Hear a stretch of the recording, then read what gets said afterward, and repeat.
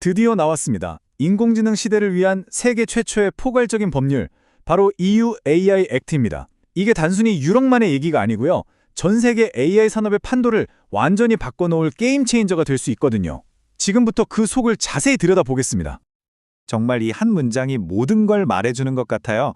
우리가 매일 쓰는 바로 그 AI 기술의 개발부터 실제 사용, 그리고 문제가 생겼을 때의 책임까지 이 법은 AI의 미래가 가야 할 길을 새롭게 그리고 있습니다.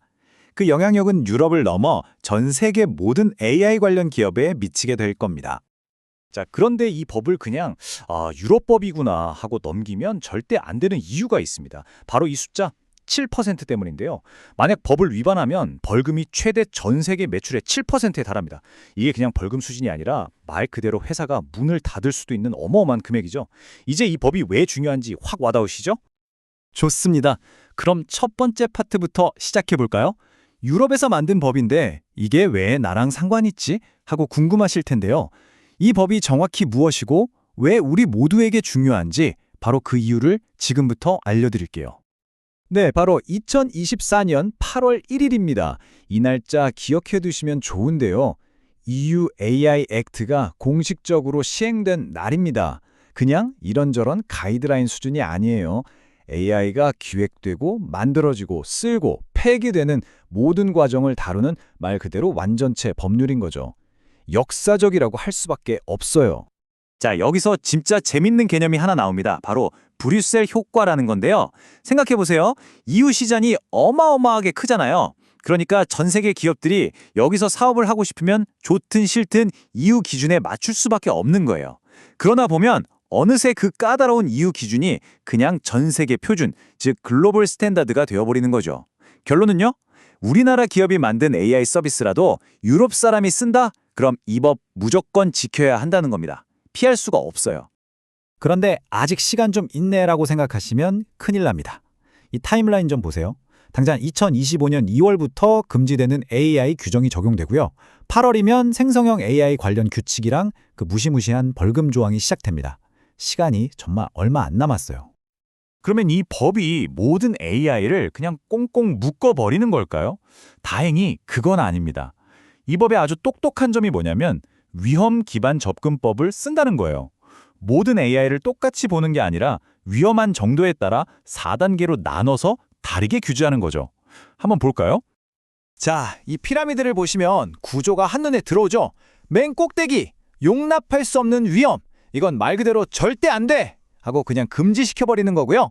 그 바로 밑에 고위험 AI가 있는데 여긴 아주 깐깐하고 엄격한 규칙들이 적용됩니다. 그리고 그 아래 제한된 위험은 이거 AI가 한 겁니다 라고 알려주기만 하면 되는 수준, 즉 투명성 의무만 있고요. 마지막으로 맨 밑바닥에 있는 최소 위험은 거의 아무런 규제가 없다고 보시면 됩니다. 여기서 AI 개발자분들이나 혁신가분들에게는 정말 좋은 소식이 하나 있습니다.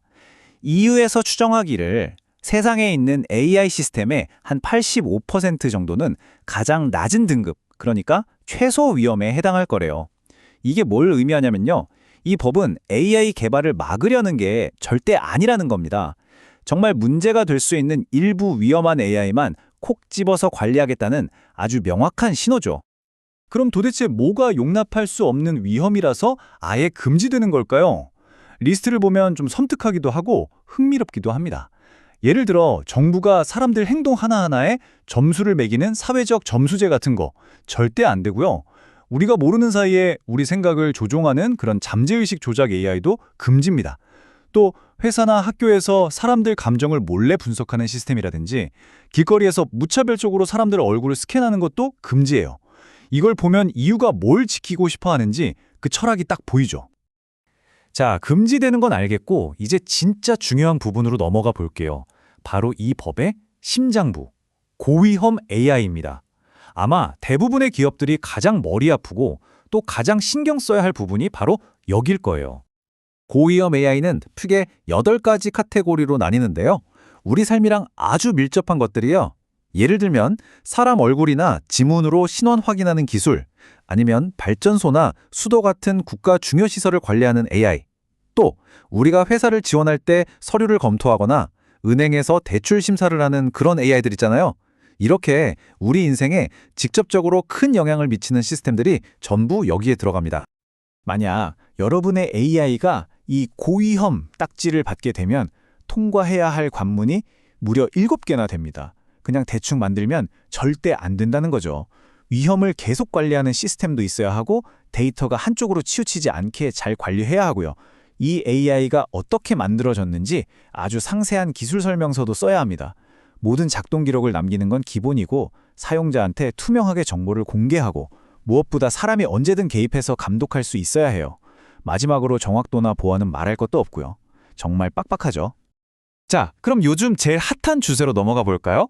바로 챗GPT, 제미나이, 클로드 같은 생성형 AI입니다. 얘네는 그럼 어떻게 되는 거야? 다들 궁금하셨을 텐데요. 당연히 EU AI 액트도 이 새로운 기술들을 위한 특별 규칙을 따로 만들어놨습니다. 법에서는 이런 친구들을 범용 AI, 줄여서 GPAI라고 부르는데요. 이름 그대로예요. 딱 한 가지 일만 하는 게 아니라 글도 쓰고 그림도 그리고 코딩도 하는 것처럼 아주 여러 가지 일을 할 수 있는 다재다능한 모델을 말하는 거죠. 우리가 이름만 대면 아는 GPT-4, 제미나이, 클로드 전부 여기에 해당됩니다. 이런 GPI 모델들은 기본적으로 지켜야 할 의무가 4가지가 있어요. 기술 문서를 잘 챙겨놔야 하고 이걸 가져다 쓰는 다른 개발자들한테 정보도 줘야 하고요. 또 EU 저작권법을 지키는 것도 당연하죠. 그런데 여기서 진짜 중요한 게 마지막 4번째인데요. 바로 모델을 학습시킬 때 어떤 데이터를 썼는지 그 요약본을 투명하게 공개해야 한다는 겁니다. 이건 정말 큰 변화예요. 그런데 GPI 중에서도 정말 초강력 모델들 있잖아요. 사회 전체에 영향을 미칠 수 있을 만큼 강력한 모델들. 이런 모델들은 시스템적 위험이 있다고 보고 훨씬 더 빡빡한 규칙을 적용받습니다. 예를 들어 일부러 해커처럼 자기 모델의 약점을 막 공격해보는 레드팀 테스트를 반드시 해야 하고요. 만약에 큰 사고라도 터지면 바로 정부에 보고해야 하는 의무도 생깁니다. 자, 여기까지 들으시면 머리가 좀 복잡해지실 수도 있을 것 같아요. 그래서 우리 회사는 뭘 어떻게 해야 되는데? 싶으시죠? 걱정 마세요. 지금부터 아주 실용적인 4단계 대응 전략, 일종의 플레이북을 알려드릴게요. 이 로드맵 간단하지만 정말 효과적입니다. 딱 4단계예요. 첫째, 일단 우리 회사에서 쓰고 있거나 만들고 있는 AI가 뭐가 있는지 싹 다 목록으로 만드세요. 이걸 AI 인벤토리라고 부릅니다. 둘째, 그렇게 만든 목록에 있는 AI들을 하나하나 보면서 이 법에 따라 위험 등급을 매겨보는 겁니다.